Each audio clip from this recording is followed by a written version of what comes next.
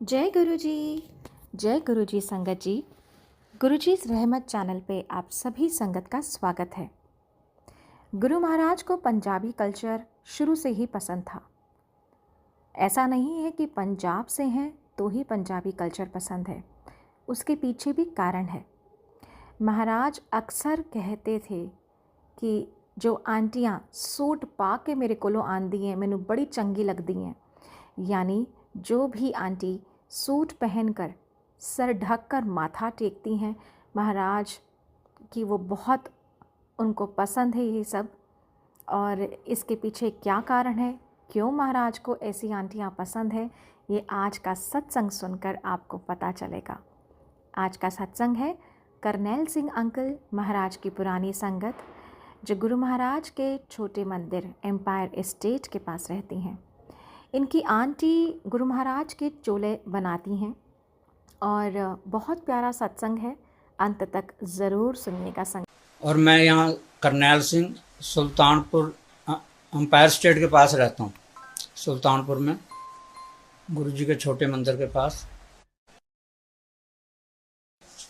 से मिलने का चांस बहुत देर में मिला, जबकि गुरुजी बहुत पहले से सुल्तानपुर में थे, लेकिन 98 से पहले मेरी आंखें ख़राब हो गई और बहुत तकलीफ़ आंखों में रहने लगी। क्लाउडिंग के कारण दिखना बंद हो गया बिल्कुल। जब गुरुजी के बारे में पता चला कि गुरुजी एम्पायर स्टेट में बैठते हैं, उस समय मन में कभी आया नहीं था कि गुरुजी के पास जाना है।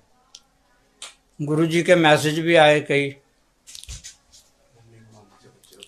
और गुरु आने के लिए भी कहा बार बार, पर मन नहीं करता था कि गुरुजी के पास जाएं। तब एक दिन हमने बच्चों को भेजा, अपने तीनों बच्चों को भेजा कि आप देखो जाके वहाँ क्या होता है।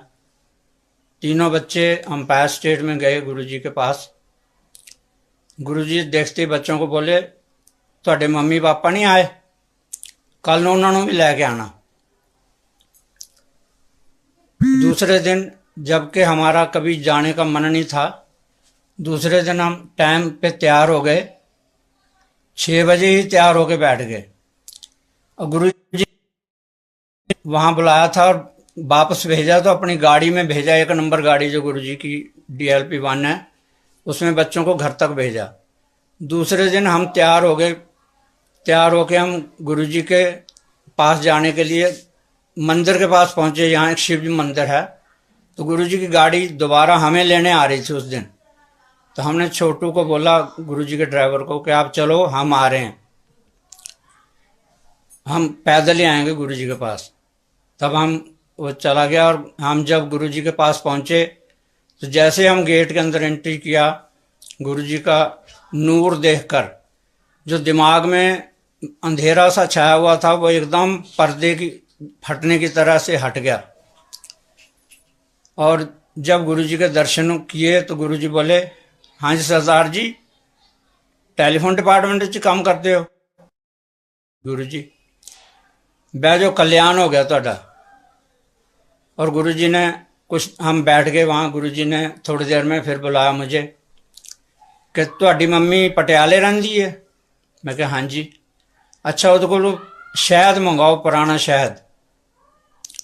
वह उन दिनों में मोबाइल फ़ोन तो होते नहीं थे, लैंडलाइन से मम्मी के साथ बात की। 1 हफ्ते के अंदर अंदर मम्मी ने शहद भेज दिया कहीं से, जंगलात डिपार्टमेंट से पता करके, और शहद लेके हम गुरुजी के पास गए। उस समय रोज़ ही संगत होती थी, हर रोज़ संगत होती थी, बीच में कोई नागा नहीं होता था। हम भी रोज़ गुरुजी के पास जाते थे। शहद लेके गुरुजी के पास गए, गुरुजी ने ब्लेस करके शहद दे दिया, बोले इसे हफ्ते में 2 बार आँखों में डालना है, 2-2 बूंद, सब कल्याण हो जाएगा। उसके बाद गुरुजी ने मुझे कहा कि मेहरौली से कड़ा बनवाओ, पौने 2 तोले, 2.25 तोले का कड़ा होना चाहिए, तोले, आज के ग्रामों में नहीं, और बिना जोड़ का कड़ा बनवाना है। अब महरौली में बहुत सुनारों के पास घूमा, कोई जोड़ वाला बिना जोड़ का कड़ा बनाने को तैयार नहीं था। फिर भी एक सुनारा तैयार हो गया, बोला जी मैं बना दूंगा कड़ा आपको। तो गुरुजी ने जैसे कहा था, मैंने बताया, मैंने कहा 2.25 तोले का शुद्ध चांदी का कड़ा होना चाहिए। बोला जी बेफिक्र रहिए, बना दूंगा, बिना जोड़ का बना दूंगा। और ये कड़ा गुरुजी के ब्लेस किया हुआ कड़ा मेरे पास है, जो गुरुजी ने ब्लेस करके मुझे दिया कि इसे पहन लो। उधर शहद डालना शुरू कर दिया, कड़ा पहन लिया तो आंखें हर रोज रोशनी बढ़ने लगी, आंखों से दिखना बंद था, अब आंखें खुलनी शुरू हो गई, दिखना शुरू हो गया।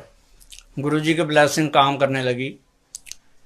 और गुरुजी ने फिर एक जग ब्लेस करके दिया, जो पानी के लिए रोज पानी पीना था। जग में तांबे का बड़ा ले आया 2 लीटर का। गुरुजी बोले एड्डा वड्डा की करना सी, अच्छा कोई गल नहीं, स्नान कर दी वरी जड़ा जल पीन तो बचे, स्नान कर दी वरी ओदे च पा लिया करो। मैं कहा ठीक है गुरुजी। अब गुरुजी के पास करते थे, मेरे से भी करते थे, बच्चों को भी हम ले जाते थे, हर रोज जाते थे। इस तरह गुरुजी की मेहर होती रही। उधर बड़ा मंदिर के बारे में सुना कि मंदिर बनना शुरू हो गया, बन रहा है, तैयार होने वाला है। कुछ दिनों बाद मंदिर बन के तैयार हो गया। अब वो दूर था, हमारे पास कोई साधन भी नहीं था जाने का। तो ये आंटी बोली, मेरी आंटी बोली कि गुरुजी का मंदिर तैयार हो गया और वहाँ संगत जानी शुरू हो गई, तो हम कैसे जाएंगे गुरुजी के मंदिर में। मैं कोई बात नहीं, दिन में बस में चले जाएंगे, दर्शन करके आ जाएंगे, रात में नहीं तो कोई बात नहीं। अब संगत तो गुरुजी के रात को शुरू होती थी। ये बात हम रास्ते में गुरुजी के पास जाते हुए कर रहे थे। और उन दिनों में बच्चे पंजाब में अपने 3 बच्चे, हम दोनों ही घर में थे। तो ये बात हम जो शिव मंदिर है उसके आसपास जाते हुए कर रहे थे कि गुरुजी के मंदिर के दर्शन कैसे करेंगे। अब जब हम गुरुजी के पास पहुंचे, मंदिर में लंगर किया, चाय प्रसाद आपको पता सब जैसा गुरुजी का सिस्टम था। लंगर खाने के बाद हाथ धो के गुरुजी से आज्ञा लेनी होती थी। अब लंगर छकने के बाद हाथ धो के मैं तो पहले आ गया, मैं गुरुजी को मत्था टेकने लगा आज्ञा के लिए। गुरुजी बोले अच्छे बैठ जाओ सरदार जी, ऐसे बैठ जाओ। अब उस समय 10:30 पौने 11 होने वाले थे। मैं बैठ गया गुरुजी के पास। गुरुजी बोले आंटी कित्थे? मैं कहा जी आ रही है, हाथ धो के आंदी। कहता कोई नहीं बुला लो उन्होंने। ये भी आ गए, हाथ धो के बैठ गए। गुरुजी ने भी कहा था बह जा आंटी, अच्छे बह जा। अब थोड़ी देर में गुरुजी ने एक बत्रा जी नोएडा से आते थे, छोटे भाई को बत्रा को बुलाया कर, बत्रा इधर आ, सरदार जी ते सरदारनी नूं लैके बड़े मंदिर जा गड्डी च। अब आधी रात का समय, उन दिनों में कोई लाइट नहीं होती थी, सड़क पे कुछ नहीं। बत्रा जी ने लंगर ले लिया था, उनकी मिसेज ने नहीं लिया था, उनकी आंटी ने नहीं लिया था, तब भी हमें लेके वो चल पड़े। अब आप अंधेरी रात में हम जा रहे हैं, छतरपुर से निकले, आगे पूरा रास्ते सावन पब्लिक स्कूल तक, बिल्कुल अंधेरी रात, कुछ नहीं, कोई लाइट नहीं, सिंगल रोड हुआ करती थी। अब मैं मन में सोच रहा, मैंने गुरुजी ने आज कहाँ भेज दिया आधी रात में। खैर मंदिर गए, बत्रा जी ने बड़ा गेट खटखटाया। उस टाइम मंदिर में सिर्फ 3 या 2 परिवार मालियों के रहते थे, उन्हीं के हवाले पूरा मंदिर था। उन्हें जगाया, उन्होंने जनरेटर चलाया, सारा मंदिर रोशन कर दिया, रोशनी में नहा गया मंदिर।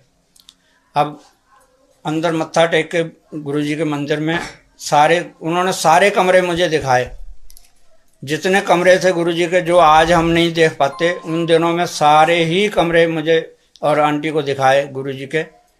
और हर चीज़ देख के जब हम बाहर शिव जी की मूर्ति है बाहर लगी हुई जो फुहारे में, वहाँ आए तो बत्रा जी बोले तो सरदार जी जब ये मूर्ति स्थापित की थी तो इसमें से आवाज़ आई थी, आकाशवाणी हुई थी। अब मन तो हमारे पत्थर जैसे हैं, इन बातों को कहाँ मानते हैं। खैर मैंने मन में सोचा, मैंने कहा जो महापुरुष होते हैं ये त्राटक विद्या हिप्नोटिज्म के द्वारा किसी भी चीज़ को बुला सकते हैं, पत्थरों से भी बात करा सकते हैं। मन में ये मेरे विचार है, मैंने उनको कुछ नहीं कहा। और मैं अंदर जाके हम पांचों आदमी, मैं, ये दोनों आंटियां और बत्रा जी, और इधर माली, वो भी हमारे साथ बैठ गए वहाँ मंदिर में। और जैसे ही हम बैठे थोड़ी देर में गुरुजी, जो पुराना लंगर हॉल था नीचे अंडरग्राउंड, उस साइड से गुरुजी ने अंदर एंट्री की 20-30 संगत के साथ। और जैसे ही गेट से अंदर गए हम खड़े हो गए। गुरुजी बोले, हाँ आंटी तू कहती सी ना मंदिर के दर्शन किद्दां करांगी, कैसा लग गया तेनू, मंदिर किद्दां लग गया। गुरुजी जानी जान थे, हमने जो बात किसी से नहीं बताई थी, गुरुजी ने आती आंटी को बोला कैसा लग गया मंदिर। आंटी बोली जी बहुत अच्छा लग गया जी। कहते बह जाओ, अच्छा बह जाओ।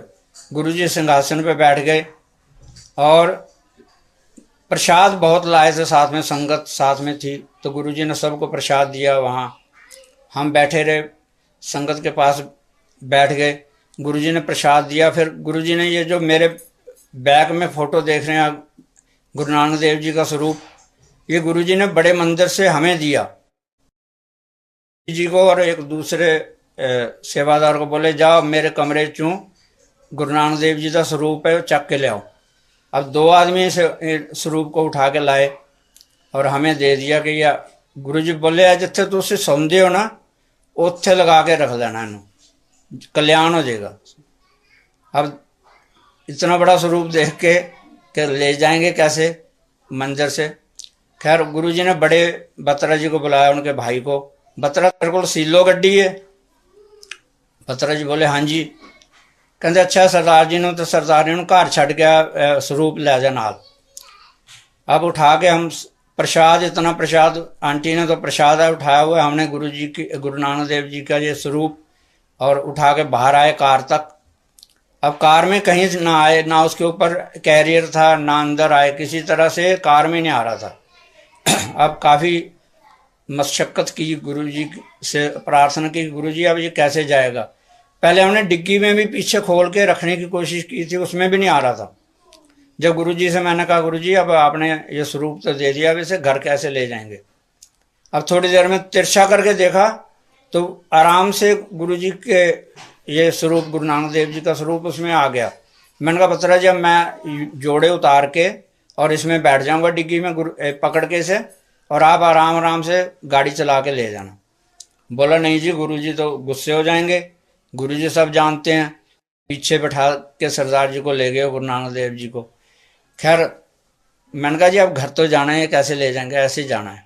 तो बैठ गया, मैं जोड़े उतार के आंटी को दे दिया, आगे बैठ गई गाड़ी में। हम गाड़ी आराम से बत्रा जी चलाते हुए, जब अंपायर स्टेट, उस टाइम मेट्रो वगैरह के पिलर नहीं थे, अंपायर स्टेट से जब सुल्तानपुर को मुड़ने लगे, मैंने कहा बत्रा जी आपने तो नोएडा जाना, आप जाइए, हम उठा के ले जाएंगे घर तक।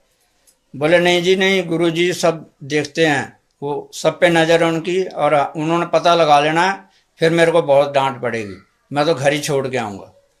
अब वो हमें घर छोड़ गए, और गुरु जी का स्वरूप, गुरु नानक देव जी का स्वरूप उसी रात मैंने ये कील वगैरह लगा के यहाँ लगा दिया। अब जब सो गए, उस टाइम 2:30-3 का समय हो गया था, सो गए। 4 बजे पूरे कमरे में रोशनियाँ हो गई, और ऐसे लगा कि जैसे लाखों सूरज निकल गए हों। अब मेरी सामने एक कमरे में गुरुजी बैठे हुए हैं। उन दिनों गुरुजी सोफे पे बैठते थे, अंपायर स्टेट में भी आज है, और सोफे पे बैठे हुए हैं गुरुजी। एक लाल रंग का चोला पहन रखा है, लाल रंग के ही सोफे हैं, और गुरुजी बैठे हुए हैं, उनके नूर ऐसे झलक रहा, सूरज निकले हुए हैं जैसे। अब गुरुजी, मैं कमरे में एंट्री कर रहा हूँ, और एंट्री करते हुए गुरुजी मुझे कह रहे हैं आ जाओ सरदार जी, आ जाओ अंदर आ जाओ, यह कोई त्राटक विद्या नहीं हैगी। जो मैंने वहाँ मंदिर में जो मन में सोचा था कि ये त्राटक विद्या जी के द्वारा गुरुजी ने ये ऐसा बुलवाया होगा। अब गुरुजी के जो 3 बड़े बड़े ग्रंथ गुरुजी के टेबल पे रखे हुए थे, एक उनके थाई पे ऐसे खोल के रखा हुआ था। गुरुजी ने जब मुझे बुलाया अंदर, बोले यार कोई त्राटक विद्या नहीं हैगी, आ जाओ। मैं समझ गया कि गुरुजी 4 वेद के ज्ञाता हैं। उस दिन से गुरुजी के प्रति मेरे मन में सच्ची श्रद्धा आ गई कि गुरुजी ब्रह्मा विष्णु महेश जो भी तीनों हैं, सभी का मिक्स रूप हैं, और गुरुजी ने 4 वेदों के साथ दर्शन दिए। और मन पक्का हो गया कि हाँ अब गुरुजी हैं कुछ। तब उसके बाद गुरुजी के पास आना जाना रहता हुआ। गुरुजी आंटी से तो रोज बात करते थे, मेरे से भी कभी कभी कर लेते थे। अब बच्चों के साथ भी हम जाते थे तो उन दिनों में गुरुजी ने कभी, कुछ दिन बाद हमारे बच्चे पढ़ने में थोड़ा ऊपर, जो बड़ा लड़का था थोड़ा ठीक नहीं, सराजी बच्चों को घर रखा करो, पढ़ाओ कर। अब बच्चे घर में पढ़ने लगे और वाले की दुआ से बड़े बेटे ने एएमई करी है, एयरक्राफ्ट मेंटेनेंस इंजीनियर है, जो आजकल ओमान एयर में है। और बेटी भी मेरी इटली में है। हाँ, बेटी के बारे में आपको बताना चाहता हूँ। बेटी जब भी गुरुजी के पास मत्था टेकने जाती थी तो सिर पे चुन्नी लेके, और हमेशा सूट सलवार में ही गुरुजी के पास जाते थे हम लोग। और पंजाबी कल्चर से गुरुजी बहुत प्यार करते थे। जब गुरुजी ने बेटी को देखना, चुन्नी ले ली है, 4-5-10 संगत के से पहले गुरुजी उसको देखते थे कि चुन्नी ले रही है सिर पे, सिर ढक के मत्था टेकती है। तो गुरुजी एक दिन बोले, सरदार जी यह कुड़ी का ब्याह पंजाब दिल्ली च ना करो। मैं कहा जैसा गुरुजी आपका हुक्म। अब हमने दिल्ली में बहुत कोशिश की कि बेटी का ब्याह दिल्ली में हो। खैर पटियाला में भी एक छोटा सा घर है, गुरुजी ने दे रखा है। तो गुरुजी हमें कहते थे, तुसी पंजाब तो भी साढ़े गुआंढी हो और दिल्ली में अंपायर स्टेट के पास ही सुल्तानपुर है। तो गुरुजी गवांडी कह के बुलाया करते थे। और ऐसे गुरुजी ने जब कहा कि पंजाब में जाके शादी करनी है तो बेटी के लिए बहुत जोर लगाया दिल्ली में शादी हो जाए, पर नहीं हुई और वो पंजाब में ही जाके करनी पड़ी। और ये गुरुजी जो कह देते थे वो सच होता था। इस तरह बहुत गुरुजी के जो ये सत्संग हैं इतने ज़्यादा हैं कि सुनाने को हिम्मत ही नहीं होती, जीभ चलना बंद हो जाती गुरुजी का बखान करते हुए। खैर गुरुजी ने आंटी को अपने घर बुलाया एक दिन, अंपायर स्टेट में गई। दोपहर का टाइम था, गर्मियों का दिन था। गुरुजी ने इसको अपने चरणों के जोड़े, अपने चोले और बहुत सारी सीढ़ी और सब कुछ गुरुजी ने बहुत दिया। गुरुजी के जोड़े जब दिए गुरुजी ने तो ये बोली, गुरुजी ए मैनू पाण वास्ते दे रहे हो तुसी, मैं पाया करांगी। वो कहते नहीं चलिए, ये पाण वास्ते नहीं है। ये कहते जो तेरे ते कोई आफत कोई दिक्कत आवे तो इन्हां दे अगे अरदास करनी है तो तेरा सब काम पूरे हो जाएंगे। संगत को गुरुजी चोले देते थे अपने, बोलते थे जाओ सरदारनी आंटी से सिलाना, क्योंकि ये पंजाबी सूट बना लेती है। तो गुरुजी की सारी संगत यहाँ आती थी हमारे घर पे, और ये गुरुजी ने दिया। और आपसे ये उनसे पैसे भी नहीं लेना चाहती थी। तो गुरुजी ने बोला भोलिए पैसे ले लिया कर, अपनी मेहनत ले लिया कर। तो फिर गुरुजी ने खुद ही बताया कि तू 500 रुपया लिया कर सारे को, जेड़े मेरे जोड़े लेके आते हैं। उन दिनों में 200-250 रुपया सूट का होता था सिलाई, आजकल तो महंगी होगी। खैर गुरुजी ने बहुत ही मेहर पर हाथ रखा और मेरी आंखें भी बिल्कुल ठीक होने लगी। अब जो उससे पहले हम एम्स में इलाज करा रहे थे राजेंद्रा में आंखों का, तो वहाँ मेरा ऑपरेशन का डेट फिक्स हो गई थी कि ऑपरेशन होगा आंखों का। तो गुरुजी के पास जोशी जी ये सब लोग बैठे थे। मैंने कहा गुरुजी डॉक्टर कहता तुहाडी अखां दा ऑपरेशन होएगा, मैं करावां कि ना करावां। गुरुजी सीधे लहजे में बात करते थे, बोले सरदार जी कोई ऑपरेशन नहीं कराना, डॉक्टर तो इत्थे धक्के खांदे फिरदे ने, कोई ऑपरेशन नहीं कराना, जाओ कल्याण हो गया, ठीक हो जाओगे। और वाकई में मैंने घर आके सारे पेज सब कागज जितने भी थे वो एम्स वाले सब फाड़ फूड़ के फेंक दिए। मैंने कहा गुरुजी ने अब सब कुछ कर दिया है। और गुरुजी के वाक्य में गुरुजी हाँ कई बार हम मत्था टेकने के लिए मैं 8-10 लोगों के पीछे होता था, भी लाइन में लगे होते थे।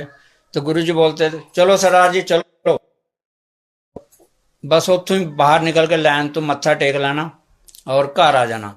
क्योंकि मैं मानता सी कि गुरुजी देख रहे हैं हमें, गुरुजी की नज़र है हम पे, कहीं भी खड़े हैं मत्था टेकना, कोई गुरुजी नहीं चाह रहे तो भेज रहे हैं घर।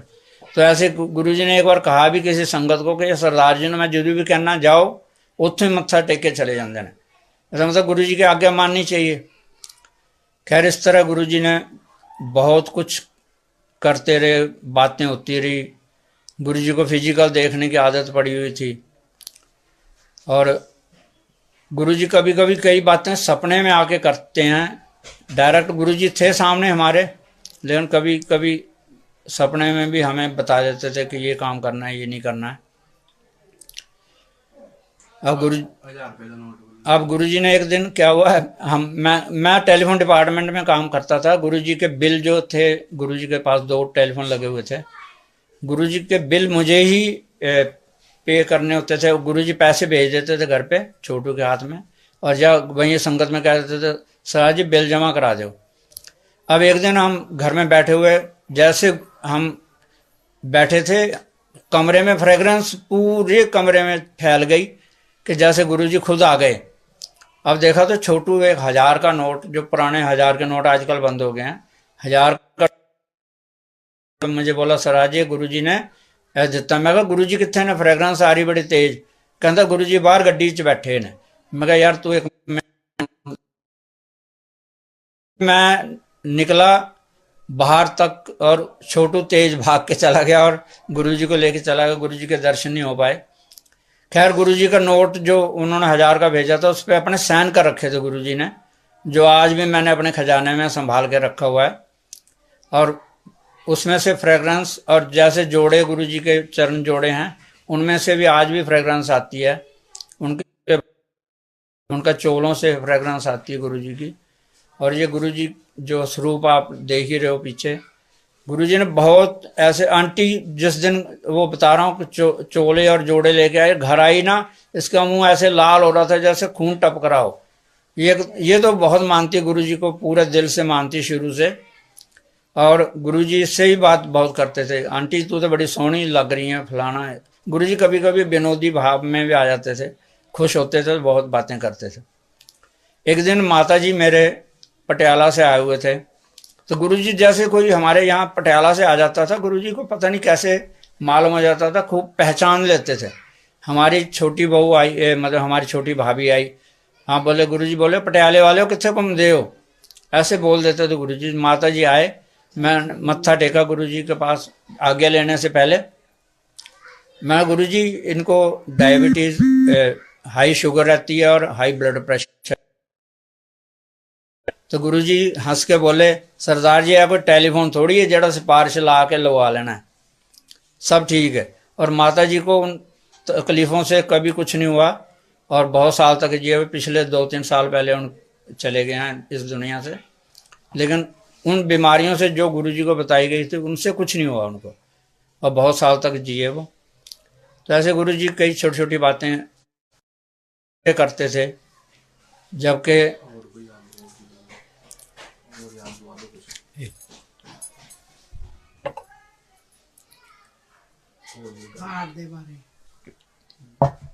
अच्छा, उन्हीं दिनों में जब गुरु जी के पास जाना काफ़ी, गुरु जी के पास, तो मुझे 2 दौरे पड़ चुके थे मुझे हार्ट के। लेकिन मैंने गुरु जी से या किसी से, घर वालों से भी इसलिए जिक्र नहीं करता था कि हॉस्पिटलों में ये जो हमारे केस हैं छाती के या कहीं के भी टेस्ट करते टाइम वो कत्ल कर देते हैं, तो मेरा मन नहीं करता था कि मैं इलाज कराऊं। दूसरे दौरे के बाद मैं हेमकुंड होया है, क्योंकि मैंने इसको कहा आंटी को, मैंने कहा पता नहीं कब तीसरा दौरा आ जाए और हम ना रह पाएँ, तो मैंने कहा पहले दर्शन कर लो, 5 तख्तों के दर्शन कर लेते हैं, उसके बाद कोई दिक्कत नहीं, कब भी कुछ भी हो जाए। तो हम हेमकुंड चले गए जी पैदल। हम विश्वास नहीं करोगे, दूसरे दौरे के बाद भी हम हेमकुंड साहब में पैदल चले गए, 15,200 फुट की ऊंचाई पे है। खैर जब वहाँ गए, गुरु जी की फ्रेगरेंस वहाँ भी हमें मिली, बहुत अच्छा लगा। और वापस आए तो गुरु जी बोले हाँ रब मिलिया तुहानू उत्थे? मैं गुरु जी रब तो नहीं मिला, तुसी मिल गए हो। कहते कोई नहीं, ऐदा ना घूमया करो किते भी। खैर ऐसे करते एक बार हम हजूर साहब चले गए जी। गुरु जी को पता लग जाता था हम आए तो गुरुजी ने मेरा नाम ही हजूर साहब खंडूर साहब रख दिया। जब भी संगत में हम बैठे होते थे, हाँ जी सरदार जी, हजूर साहब खंडूर साहब चलो कर। अच्छा, हमें वहाँ ज़्यादा देर नहीं बैठने देते थे। संगत तो आधी आधी रात तक 2-2 बजे तक गुरुजी के पास बैठती थी। गुरुजी बोलते थे आप जाओ घर में अपना काम करो, बच्चों पढ़ाओ। ऐसे बेले लोग ने गुरुजी ऐसे साफ बोलते रहते थे कि जाओ तुझे अपना काम करो, जल्दी भेज देते थे। तो गुरुजी ने नाम रख दिया हजूर साहब खंडूर साहब। उसमें पता नहीं हमारा कितना कल्याण हुआ। गुरुजी ऐसे आवाज़ लगाते थे। और हार्ट की बता रहा हूँ, जब मेरा दूसरे दौरे में वापस आ गए हम, और जबलपुर में मेरी ट्रेनिंग 4-6 महीने की थी, वहाँ भी ट्रेनिंग करके आ गया मैं। ऑफिसर की ट्रेनिंग थी मेरी।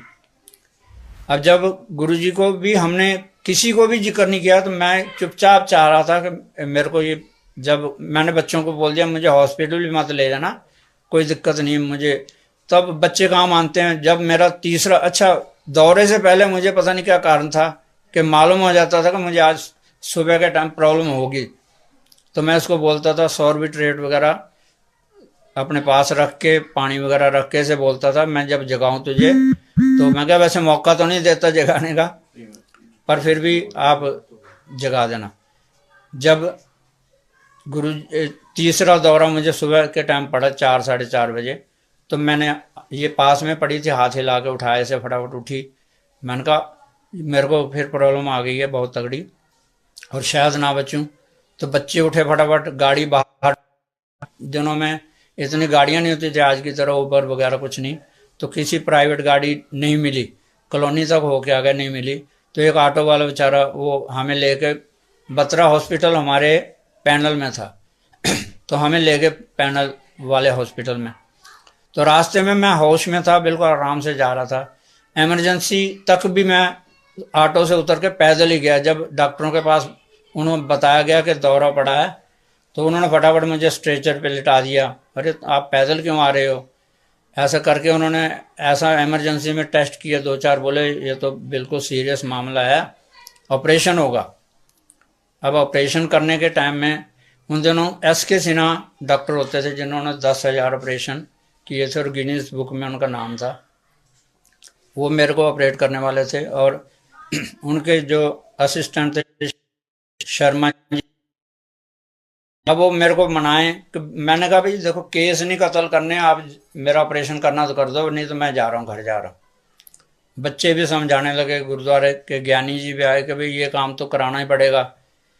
एक दिन कि भाई मैंने ऑपरेशन नहीं कराना, बाल हटा के ऑपरेशन नहीं कराना। बोले नहीं इससे इन्फेक्शन हो जाएगा, बाल तो हटाने पड़ेंगे, चेस्ट के बाल हटाने पड़ेंगे, क्योंकि पूरा बाईपास होना था।